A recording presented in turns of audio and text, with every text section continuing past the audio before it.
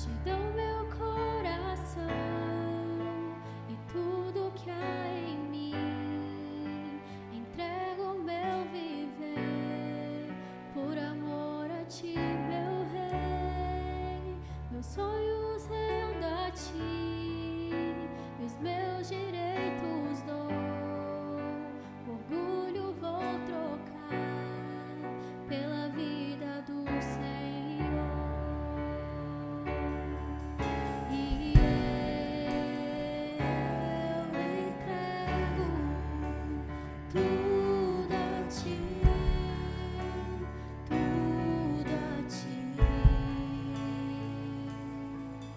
E eu entrego tudo a ti, tudo a ti.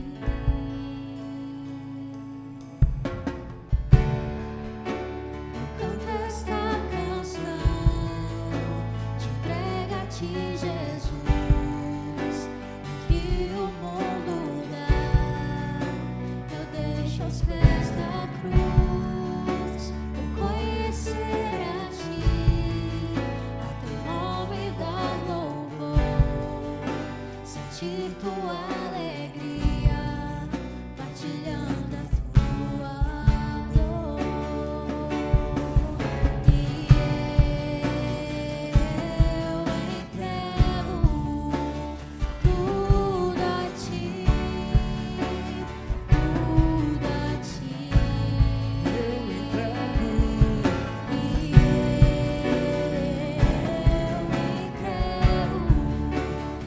tudo a ti, tudo a ti.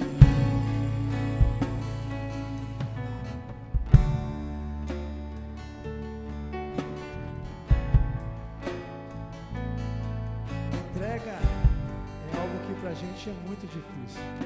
A gente deixar de ser nós mesmos, quem somos, é algo complicado, mas a gente começa a entender um pouco mais isso quando a gente vê o que Jesus fez na cruz do Calvário por nós. Ele se entregou, ele tinha tudo, toda a honra, toda a glória, participou de toda a criação e ainda assim ele não teve por usurpação ser igual a Deus. Ele se entregou por nós. E ele é nosso exemplo maior de entrega. E essa música deve ser cantada pensando em Jesus. Ele se entregou por nós. E o que nós temos entregado para ele. Vamos cantar de novo? E eu entrego. E eu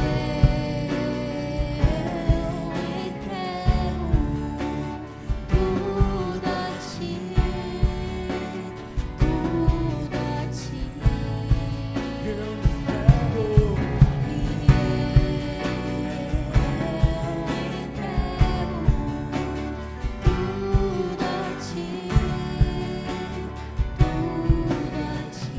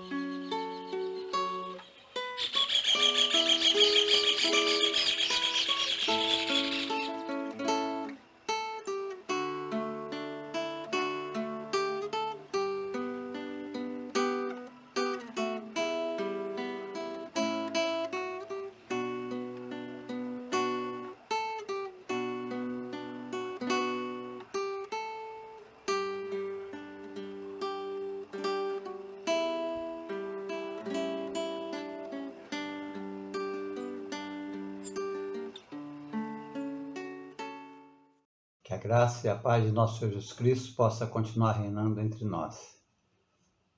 Sabemos que os dias não têm sido fáceis, mas temos a certeza de que Deus está conosco. mais importa estarmos distantes uns dos outros, mas unidos em Cristo Jesus, pois essa é a razão da nossa fé e da nossa perseverança de que um dia estaremos juntos com Ele na glória. Que o Senhor possa continuar abençoando você e a todos aqueles que nos ouvirem nesta oportunidade. Nós vamos abrir a nossa Bíblia no Salmo de número 37. É um dos salmos mais bonitos que nós temos para um momento difícil como esse que nós estamos passando. Sabemos de que Deus está presente, mas só vamos ter essa consciência ao ler a palavra de Deus, ao meditar na palavra de Deus, a ter comunhão com Deus. Pois não basta a gente estar longe de Deus e achar que nós vamos ser consolados e confortados por Ele se não tivermos uma comunhão com Ele. Nós vamos pensar um pouquinho sobre o descanso produz a felicidade eterna. O descanso, ele produz a felicidade eterna. Salmo de número 37, de 1 a 7, a palavra de Deus diz assim: Não se aborreça por causa dos homens maus, e não tenha inveja dos perversos, pois como o capim logo secarão, como a relva verde logo murcharão. Confie no Senhor e faça o bem. Assim você habitará na terra e desfrutará segurança. Deleite no Senhor e Ele atenderá o desejo do seu coração. Entregue o seu caminho ao Senhor. Confie nele e Ele agirá. Ele deixará claro como a alvorada que você é justo e como o sol do meio-dia que você é inocente. Descanse no Senhor e aguarde por Ele com paciência. Não se aborreça com o sucesso dos outros, nem com aquele que maquina o mal. Eterno Deus e amado Pai, nós estamos mais uma vez diante da Tua palavra, na certeza de que o Teu Santo Espírito está presente também, porque Jesus disse que Ele estaria com todos aqueles que o recebessem como Salvador e Senhor. Senhor, nós queremos pedir a Tua ajuda neste momento, Senhor, iluminar a Tua palavra no nosso coração. Possamos compreender, Senhor, aquilo que o Senhor quer falar conosco nesta oportunidade. Que o Senhor possa iluminar, Senhor Deus, através do Teu Santo Espírito, a Tua palavra na nossa alma, para que possamos compreender de fato aquilo que o Senhor quer conosco, esse tão desejado descanso que nós queremos para a nossa alma neste momento tão difícil que nós estamos vivendo. Portanto, fala, Senhor Deus, ao nosso coração. É no nome de Jesus que nós te louvamos e te bendizemos. Amém. Pois bem, o Salmo é um salmo por demais bonito e cheio de consolo e conforto e de segurança. E nós, conhecendo esse salmo, nós precisamos pensar que nós temos que descansar em Deus. Nós não temos outra saída a não ser descansar em Deus, confiar nele. Porque o salmista, ele escreve de uma forma muito categórica, né? Ele diz: entrega o teu caminho ao Senhor, confia nele. Então, é alguém que confiou e Deus agiu, Deus respondeu, Deus abençoou. Então, é alguém que passou pela experiência da comunhão com Deus e pôde descansar em Deus, e esse descanso traz uma felicidade de agora para a eternidade. É por isso que Jesus convida, lá em Mateus, no capítulo 11, ele convida: vinde a mim todos que estão cansados, sobrecarregados, tomai sobre vós o meu jugo, porque o meu jugo é leve. Então, a promessa de Deus para nós é de ajudar a gente a viver os nossos dias aqui na Terra de uma maneira que haja felicidade. Porque Deus não nos criou para sermos infelizes. Nós é que nos distanciamos de Deus, e aí a felicidade, e aí o pânico, o terror chega ao nosso coração e nós não sabemos o que fazer, porque nós estamos perdidos sem Deus. Então vamos pensar um pouquinho sobre esse descanso do versículo 7, né? O versículo é muito claro quando ele diz: descanse no Senhor e aguarde com paciência.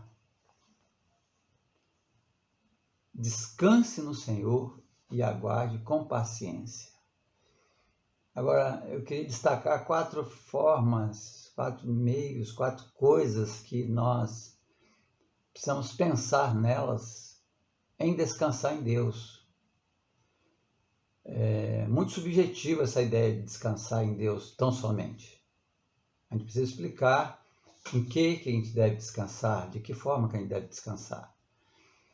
E a primeira coisa que precisamos pensar é que para que Deus possa produzir esse descanso em nós, pelo teu Santo Espírito, e que esse descanso venha produzir a felicidade e a felicidade eterna, não é? É que precisamos descansar na vontade de Deus. Ele deseja somente isso. A vontade dele. Ele quer que a vontade dele seja feita. Você lembra de que quando Jesus ensinou a oração do Pai Nosso, ele foi muito claro em colocar dentro da oração a vontade de Deus. Seja feita a tua vontade aqui na terra como é feita nos céus. Então, a vontade de Deus, ela traz descanso. Quando nós estamos no centro da vontade de Deus, nós podemos descansar. Assim como um filho, uma filha, que tem o cuidado dos seus pais, um relacionamento bom com seus pais, ela não se preocupa, porque ela confia, ela descansa no pai e na mãe. E quando há um relacionamento realmente de comunhão verdadeira entre eles, quando o pai fala alguma coisa e que vai de encontro à vontade do filho, o filho logo observa que o que o pai quer, o que a mãe quer, é o melhor para o filho, por causa da confiança. E aí ele, mesmo que é contra a vontade dele, ele se aquieta, aceita e submete à vontade dos seus pais. Pois é, esse relacionamento que nós temos com os pais conosco, é um exemplo bem parecido com aquilo que Deus queria com a gente, mas o pecado entrou e aí os filhos não obedecem aos pais, os pais não tratam bem os filhos por causa do pecado. O pecado contaminou tudo. Mas era para ser assim, um exemplo, né? Uma forma, uma maquete para mostrar o relacionamento que o homem deve ter com Deus, assim como o relacionamento entre filho e pai. Pois é, lá em João, no capítulo 6, o verso 39, Jesus, ele fala da maior vontade do Pai na terra. A singular, aquela primeira, aquela que ele não abriu mão dela e não vai abrir até que Jesus volte. Lá no capítulo 6, o verso 39, Jesus é muito claro em explicar para nós a vontade de Deus. A vontade de Deus é esta. Ó. Esta é a vontade daquele que me enviou, que eu não perca nenhum dos que ele me deu, mas os ressuscite no último dia. Versículo 40. Porque a vontade de meu Pai é que todo aquele que olhar para o Filho e nele crer tenha a vida eterna, e eu o ressuscitarei no último dia. Jesus fala a mesma coisa no 40, que está no 39, com palavras diferentes. Mas a vontade de Deus é que nós entremos em aliança com Ele, que nós cheguemos até Ele por meio de Jesus Cristo. Porque Jesus vai ensinar também, lá no capítulo 14, verso 6 de João, eu sou o caminho, sou a verdade, eu sou a vida. Ninguém vem ou vai ao Pai se não for por mim. Tá vendo? Então, Jesus é claro em ensinar para nós a vontade de Deus. A vontade de Deus, todos os homens, todas as mulheres, jovens, adolescentes, crianças, volte para Ele por meio de Jesus Cristo. E é por isso que Jesus diz aqui, esta é a vontade daquele que me enviou, que eu não perca nenhum dos que Ele me deu. Pois é, Jesus foi enviado por Deus, lá no capítulo 3, verso 16, fala que ele foi enviado por Deus porque nos amou de tal maneira que deu o Filho dele para que todo aquele que nele crê no Filho, tenha a vida eterna. Então, nós precisamos conhecer a vontade de Deus e precisamos descansar na vontade de Deus, ainda que ela seja contrária à nossa vontade. Então, o descanso produz a felicidade eterna. Pois é, Ele vai produzir por meio de Jesus Cristo. Descanso em Deus.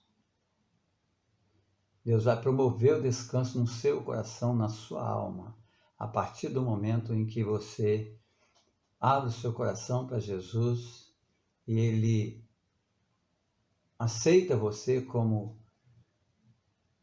alguém que está, de fato, arrependido dos seus pecados, Ele perdoa os seus pecados e te coloca diante de Deus, e aí se cumpre este versículo aqui.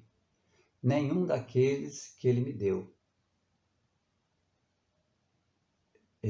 A vontade dele é que nenhum deles se perca.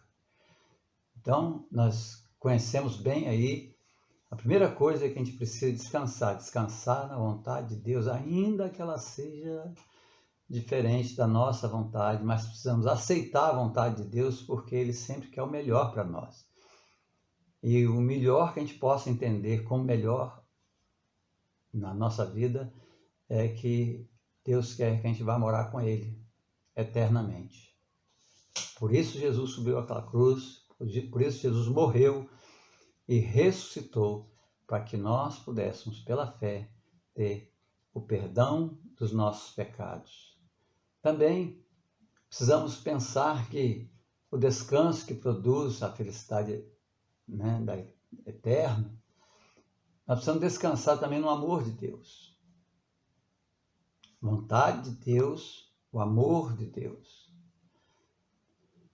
Porque o amor de Deus, ele é imensurável, ele é grandioso, ele é superior a qualquer coisa que a gente possa imaginar.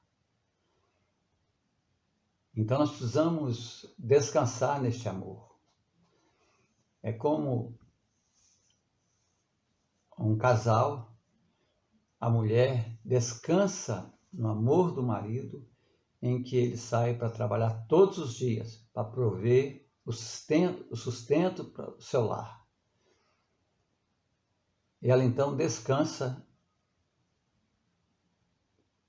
na confiança deste amor que ela tem para com seu marido, e o seu marido tem para com ela. Ela faz as coisas de casa, enquanto ele vai à procura de um trabalho para poder suprir as necessidades do lar. Então ela não se preocupa com o final do mês.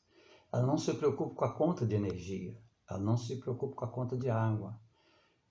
Ela não se preocupa, por quê? Porque ela descansa no amor que o marido tem para com ela. Pois é, se a gente é capaz de descansar um no outro assim, e somos pecadores, né?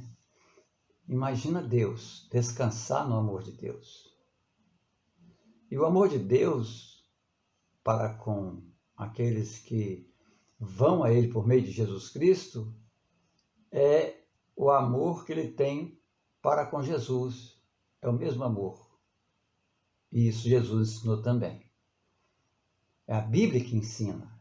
E a Bíblia diz, lá em João 17, 26, o último versículo do capítulo 17, Jesus diz assim, olha, João 17, 26, eu os fiz conhecer o teu nome e continuarei a fazê-lo, a fim de que o amor que tens por mim esteja neles e eu neles esteja. O amor que tu tens para comigo esteja neles. Então eu entendo que a quantidade, o mesmo grau, tipo de amor que Deus tem para com Jesus, Ele tem para comigo. Então, percebe bem, a vontade de Deus era perdoar o pecado do homem. E Ele amava o seu filho. E Ele deu o seu filho. Porque só o seu filho, que era puro, unigênito, sem defeito, sem pecado, é só o sangue dele que podia apagar os meus pecados. E Deus amava Jesus. E Deus amou Jesus. E amou de tal forma que o mesmo amor que Ele tinha para com Jesus e tem para com Jesus, Ele tem para comigo, tem para com você. Então, nesse amor nós podemos descansar. Neste amor há descanso, porque ele é real, é verdadeiro. A gente conhece a história de Jesus. Conhecemos a vida de Jesus aqui nas páginas da Bíblia. Então, a Bíblia diz, em João, no capítulo 17, o verso 26, que o mesmo amor, mesmo tipo, mesma quantidade de amor que Deus tinha para com Jesus, tem para com Jesus, tem para comigo, para com você. Está vendo? Então podemos descansar neste amor. Esse amor é grandioso, este amor é imensurável. Terceira coisa que podemos pensar sobre esse descanso que produz a felicidade eterna. Nós precisamos também descansar nas misericórdias de Deus. Porque as misericórdias de Deus, a Bíblia diz que elas não têm fim. E lá no livro de Lamentações, no capítulo 3, Lamentações, escrito por Jeremias, o profeta Jeremias, ele escreve dizendo que as misericórdias de Deus não têm fim e elas se renovam a cada manhã.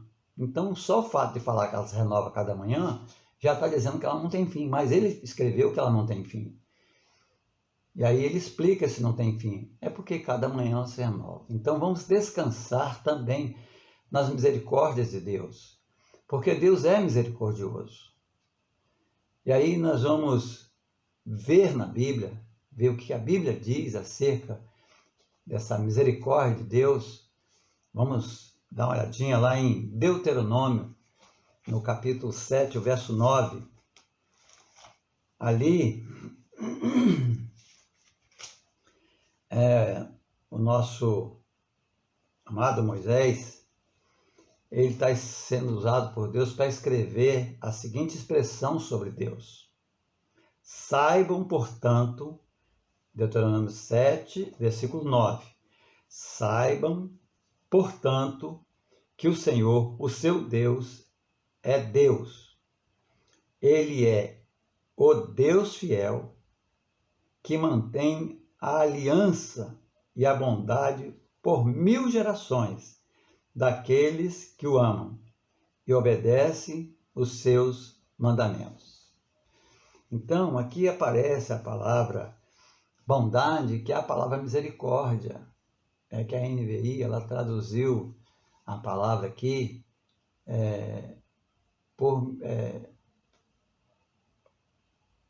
trouxe para a ideia de bondade. Mas a bondade aqui é a misericórdia de Deus. É porque ele é bom. E aqui está dizendo que ele é fiel na sua misericórdia. Que ele é fiel com a aliança que ele faz com você. Jesus disse lá no capítulo 6, o verso 39, que todo aquele que Deus dá a Jesus, Jesus vai ressuscitar no último dia. E a ideia é para que nenhum se perca. É que Jesus não vai deixar nenhum se perder. Então, é o que Moisés está escrevendo aqui, que Deus é fiel. Ele é fiel na sua aliança, no seu acordo, nos seus ensinos, na sua palavra. Então, se você vai a Jesus, de forma nenhuma será esquecido, será perdido. Paulo, entendendo bem essa misericórdia de Deus, lá em Efésios, no capítulo 2, versos 4 e 5, usado também pelo Espírito Santo de Deus para escrever para nós essa bendita palavra de Deus, que diz assim, Efésios capítulo 2, versículo 4 e 5. Todavia, Deus, que é rico em misericórdia, pelo grande amor com que nos amou, deu-nos vida com Cristo, quando ainda estávamos mortos em transgressões. Pela graça vocês são salvos. Está vendo? Então a misericórdia de Deus, nós somos salvos pela misericórdia de Deus. É porque Ele é misericordioso. Aí Ele nos salvou, Ele nos fez um favor, que favor é graça, é favor imerecido. Então Ele fez um favor a todos aqueles que vão a Ele por meio de Jesus. Ele faz um favor. E é por isso que a gente tem que descansar na misericórdia de Deus. Agora precisamos atentar lá para o versículo 7, né? Que é para você, de Salmos, capítulo 37, versículo 7, ele falou que é para descansar em Deus. Mas olha, com paciência. Esse é o problema. Você não tem paciência, eu não tenho paciência, nós queremos agora. Mas a Bíblia não ensina que é assim. Ela ensina que é você descansar em Deus. Mas olha, descansar com paciência. Não se preocupe com o tempo. No tempo devido, na hora certa, Deus vai te socorrer. O socorro vai chegar. As saídas para as suas dificuldades vão chegar. Mas você tem que esperar com paciência. Agora, você como eu, né, quando a gente tem alguém que a gente tem um relacionamento com ela e a gente fala algo, olha, amanhã, ou uma hora eu resolvo essa questão para você.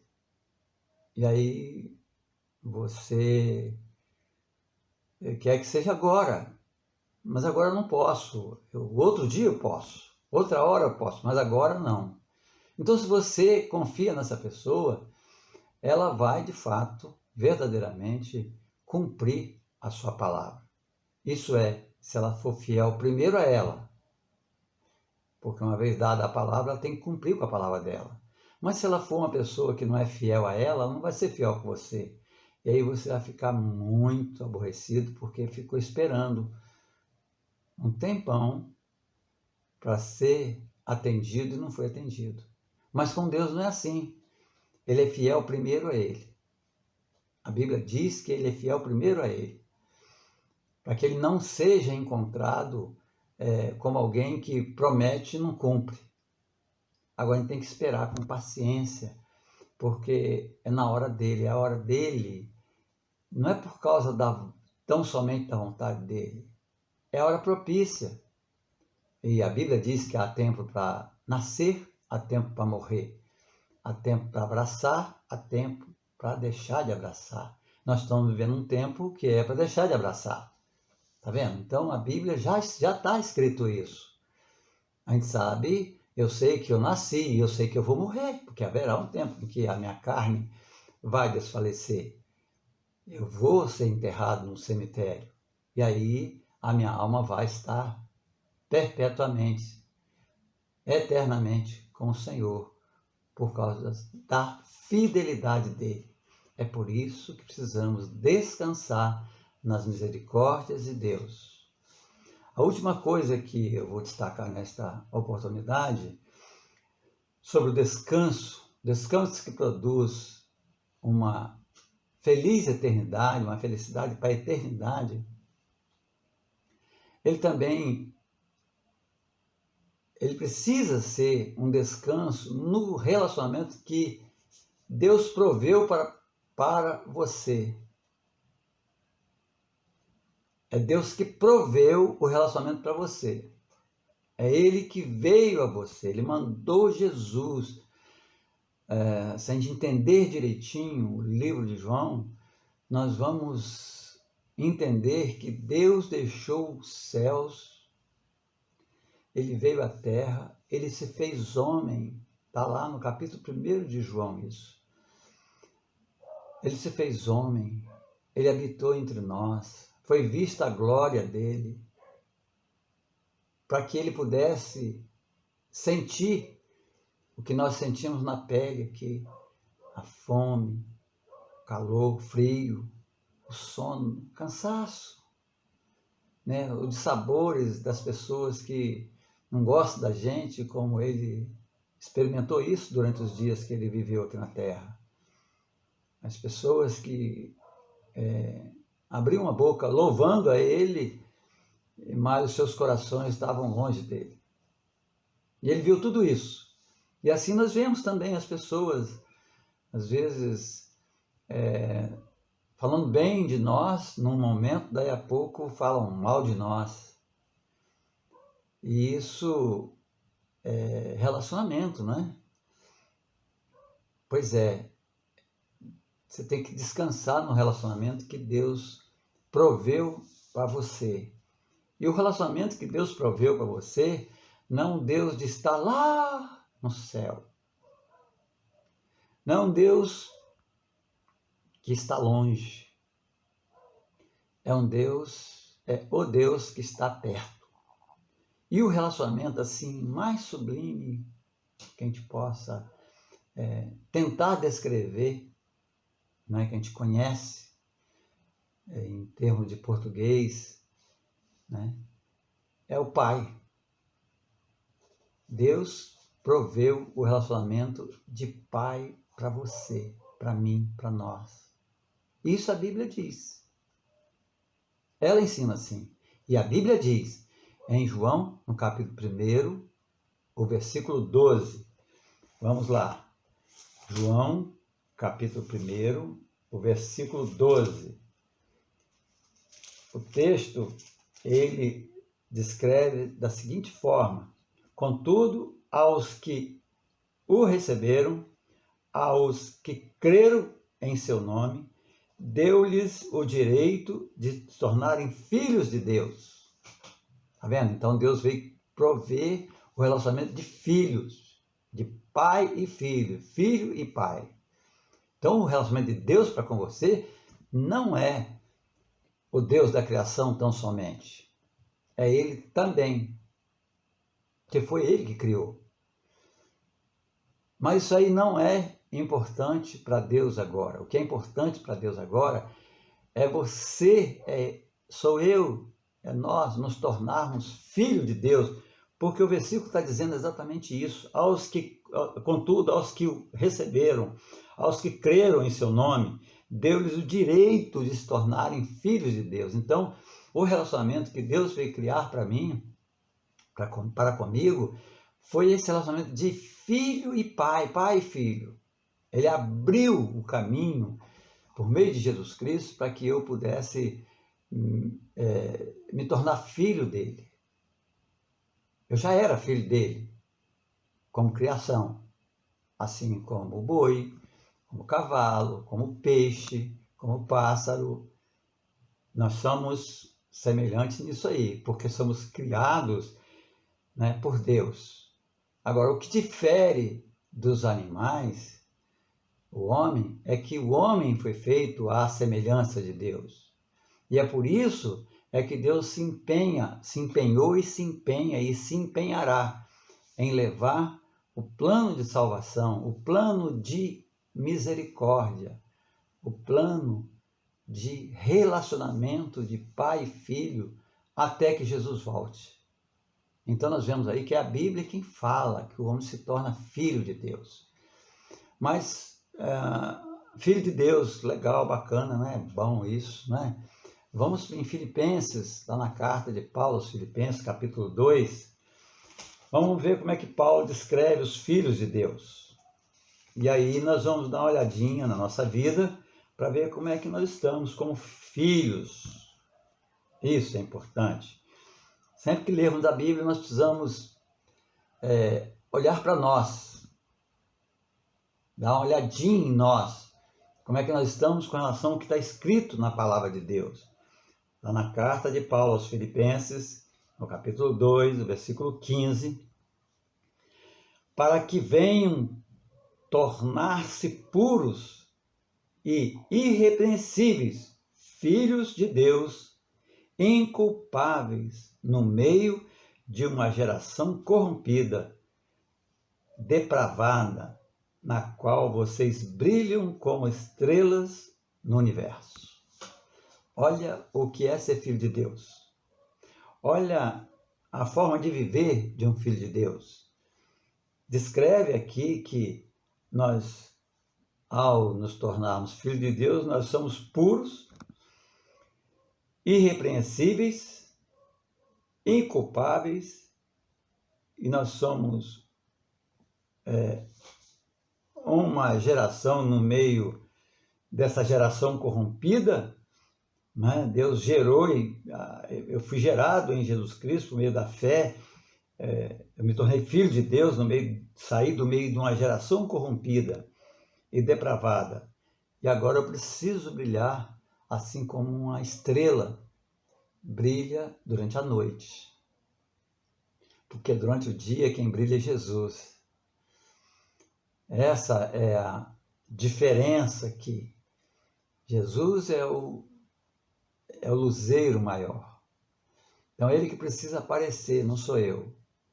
Mas que eu tenho que me encontrar inculpável, irrepreensível. Eu tenho que me esforçar para isso. Porque, afinal de contas, agora eu sou filho de Deus. Ou, pelo menos, eu digo que sou filho de Deus. Então, como filho de Deus, eu preciso viver como filho de Deus. Então, descansem no relacionamento que Deus proveu para você, para mim, como filhos.